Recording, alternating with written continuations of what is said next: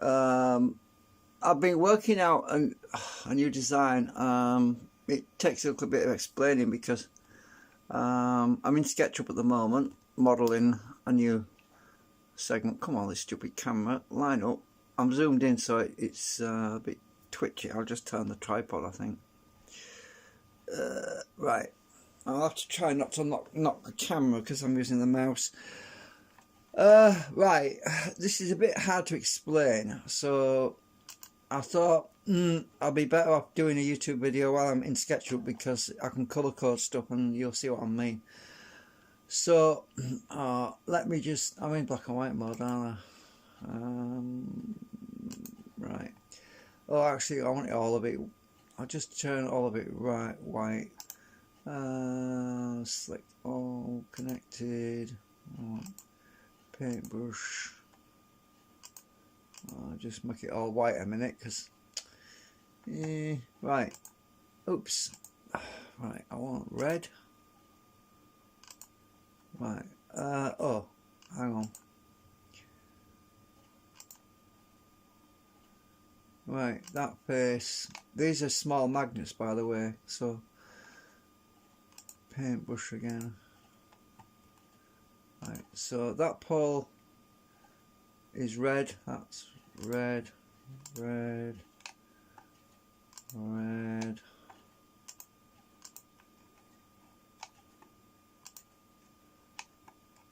red, red. Right. Blue, oh, let's just reverse it. I'll do it the other side.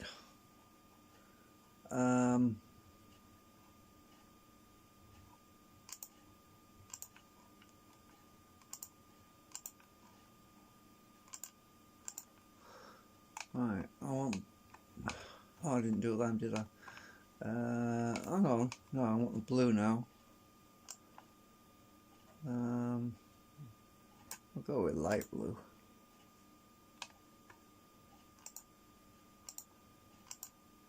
I don't like it when pictures are dark. I put two big magnets at the back here because to boost the magnetic flux on the smaller magnets, because I haven't got much room to put big magnets in. That's the problem. I have to scale everything up, and I don't want to start 3D printing new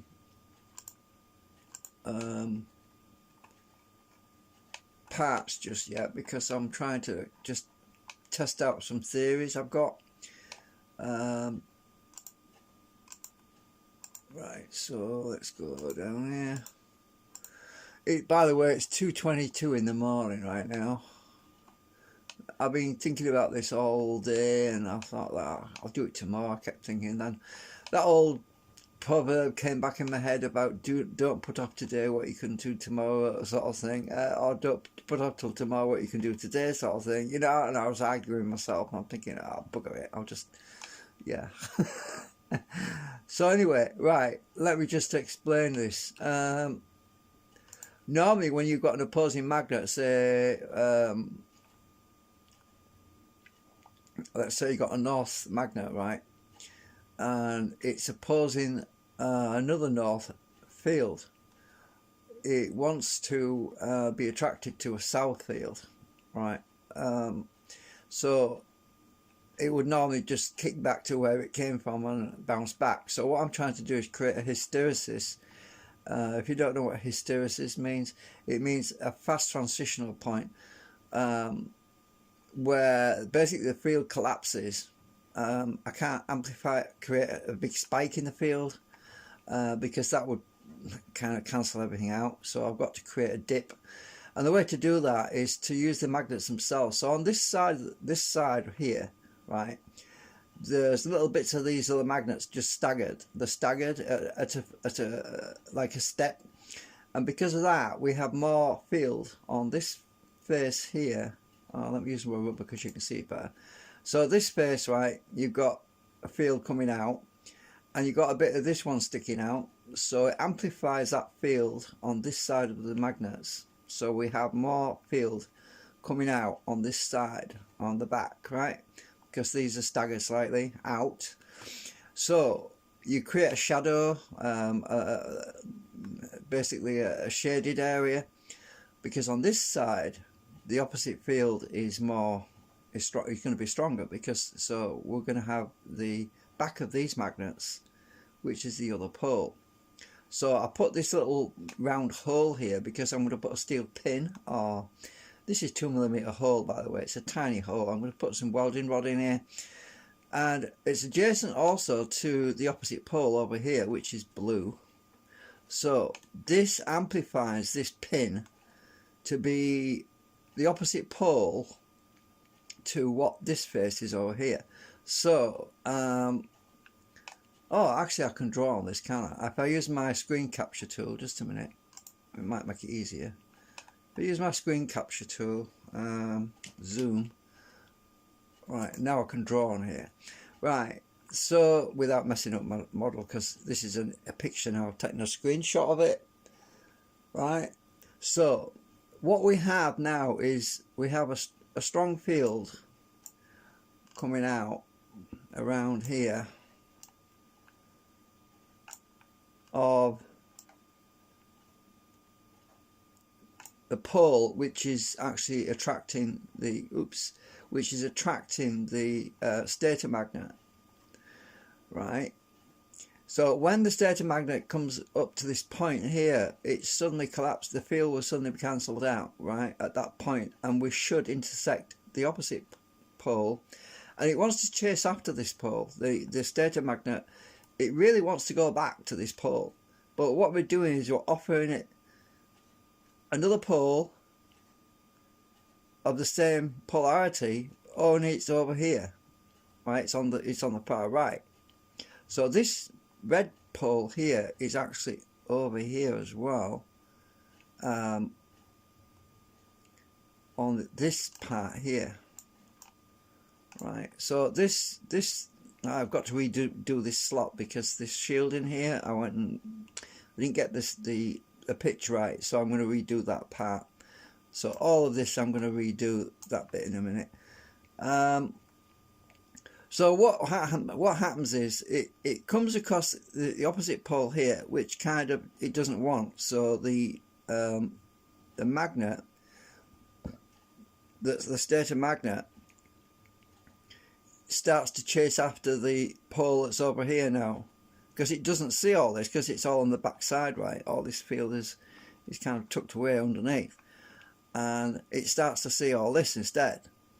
And it's a bit like going around a corner and you're seeing a pizza stand, and you think, oh, there's food, you know what I mean? So it sees that instead of food over here, it sees food over here, if you get what I'm saying. I'm trying to keep it simple so you don't get lost. So anyway, let me just clear all this because I've got to zoom out a minute. Right. Right, so what I'm saying is, if you look at this, right, that's the field that it was attracted to, the red field, right? Now the red field is over here on these magnets, these other magnets over here, right? So it's pulling towards the red. Now it's going to, the blue is pushing against it, right? The blue is there, look, right? The blue is pushing against the stator magnet, right? So as soon as it gets to this crossover point, which is right here, let me just take another thingamajig. So when it gets to this crossover point, this field here, it should be neutralized. It should be, this area should be dead, because I'll put this pin right in between these two magnets here. It's at the back edge, so the field collapses at about here at this point. So as the rotor swings, it suddenly gets collapsed, and plus it's shielded as well. There's a shielded part there. So the idea is that instead of chasing its tail over here, it's going to chase this tail over here, and then it'll come out, and then when it gets to this end here, it will basically go through the opposite process, where it'll kick out, and then this other field takes over and kicks it out the end. So that's the theory anyway. Let me just clear that. So what I'm doing at the moment is I've got to get rid of this. I've got to redo this. I think I'll just bend it if I can. I don't know if I can bend it. I'll no, I can't really. I'm just going to redo that because I just get my ruler. I'll mark there. Oh shucks! Wrong one. Undo it. Come down. I want a line there and a line there because I want to clear this because I need some dots on here. Oh, that's not what I want. I want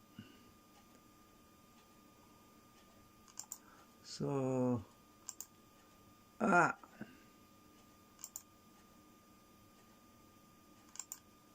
trying to get some marker points. Right, hang on.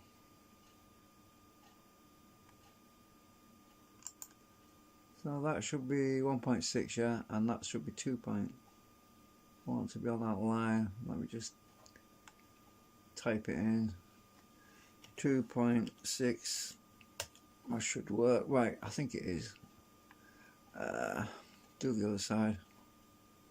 1.6. I want some dots to guide me when I 2.6. Right, I've got to delete that and do it again. Actually wants to be further down than that. I just, yeah, silly me.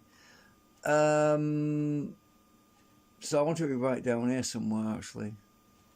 Actually wants to be further in. Wants to be about here somewhere. Hang on. Let me just undo all that mess. I wasn't thinking. I want to be about from here. About, let's call it, to be at this point somewhere. 4.6. Oh, it won't do it. Hang on.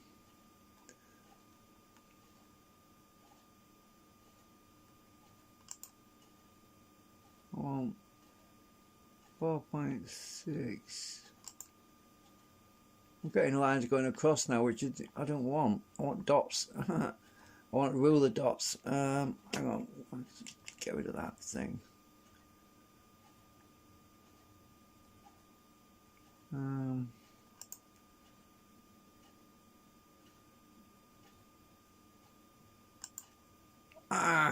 You see if I do it this way.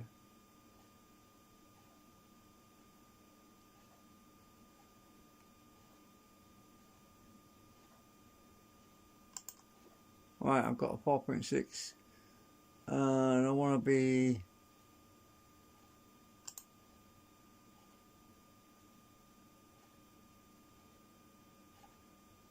5.6. Right, I've got some dots now. I also want to be in line with that one. It's doing it again. Hang on. Right. Oh, hang on. The rule is sometimes it just doesn't do what you want it to do. I want 5.6.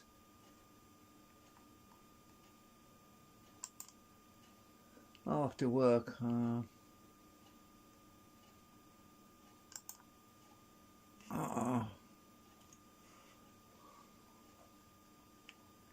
So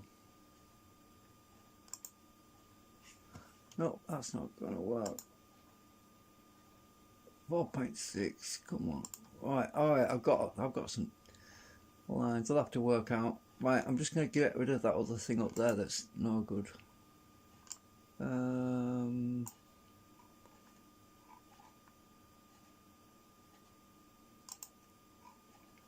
Right. So I want to be. Excuse me. I'm on the line. I want to be about. Oops, that's not right.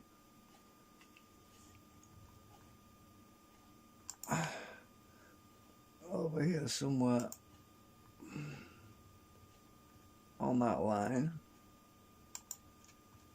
That'll be from there.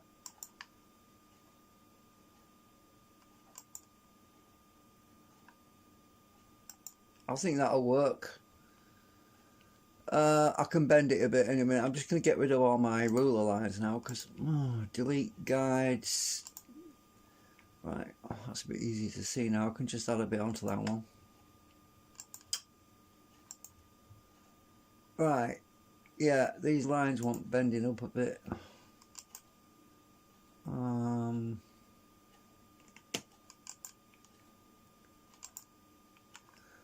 try and bend that from that axis.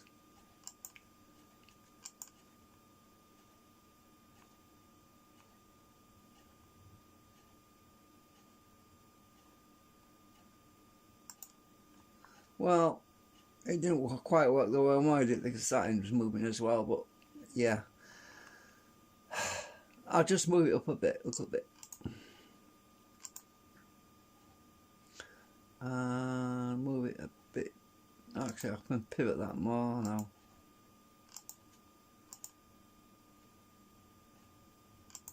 You see, when the magnet's passing this point here, you want as much attraction for the steel as you can get to carry it through, so that it gets past that sticky area over here, and once it gets carried, this is why the steel is bowed up, because as it comes up, the field in the middle will collapse, so the steel will help that magnet on the rotor keep going, and then it kind of tapers off, and then this magnet here will actually pull it through at this point over here. And when it gets to this point, we want a sharp cut off, which is what the hysteresis thing I'm talking about, and I want it to suddenly get kicked out by this magnet over here, because this stepped, the field on this side is going to be a lot stronger. Anyway, I need to close these out because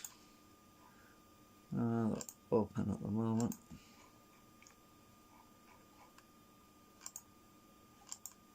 Right, I should be able to just bring that down. This is where my shielding goes in. I want that 10mm deep, so I'm just going to type it in. 10mm. Right, that's, oops, knock the camera, I knew I would. Right, so I've got my, oops.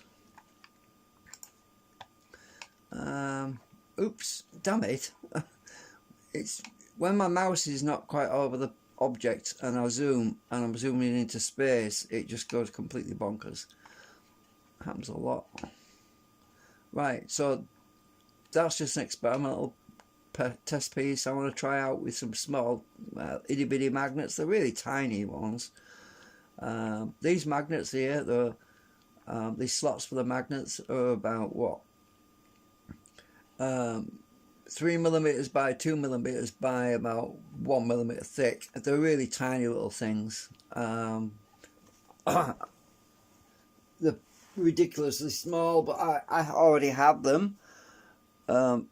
I happen to have them here, so I figured why not try it with these little magnets. It's testing the theory out actually more than anything. If it works, then obviously I'll invest in bigger magnets and build a bigger unit. I'll just scale it all up, you know, just make everything bigger. I've knocked my camera stand again. Right, so anyway, everybody's probably in bed right now, so yeah, actually I can move that wall a bit further back because it's thicker on this side. Look, for some reason I don't know why is that one. I'm just gonna grab those faces and move them out of it. Quite unique how this works. So if I go over here now, I should be able to move them faces back. Yeah, that's better. Maybe not quite as enough. Let me move it a bit more. So I can move it like a mouse. Be about there. The bigger the better, really, because when you 3D print stuff, the smaller slots tend to get clogged up with all sorts of debris. Let me just measure that. That's actually 1.4 millimeters. It's only small. And this side is 1 millimeters. Oh, ha! That one was moving as well. Right, I'll just move that end.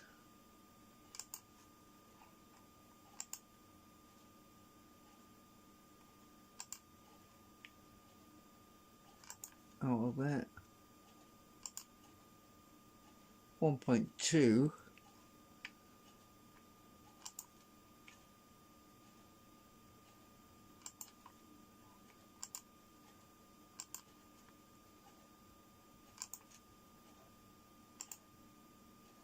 .4. Right, it's the same all around now. How much is the gap there? I've got a wall thickness of 0.6 millimeters. That's going to be a little bit too thin on that wall, but I'm not worried. It's just to put some steel shielding in. I think that'll be alright.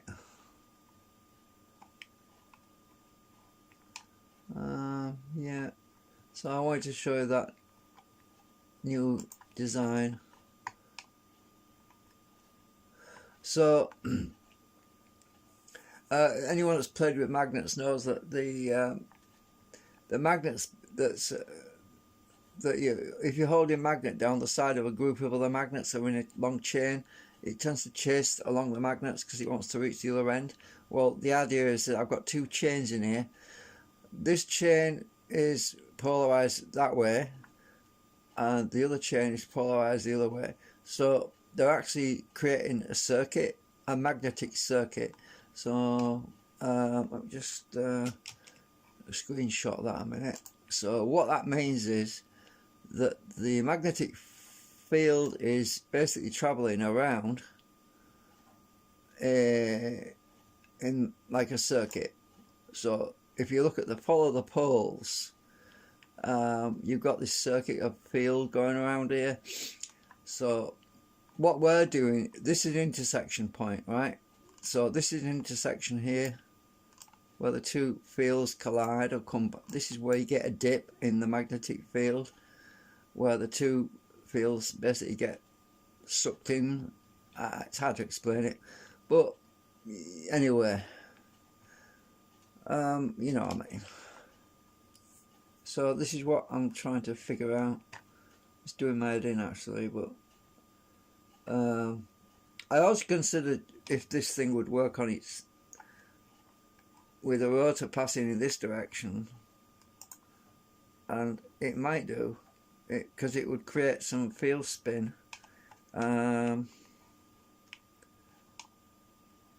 Yeah, so anyway, I'll see what that looks like. I export that.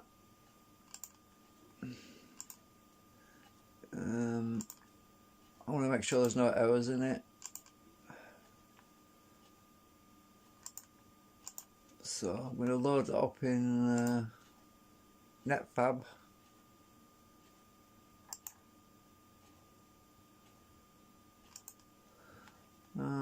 See if there's any problems with it. No problems. Good.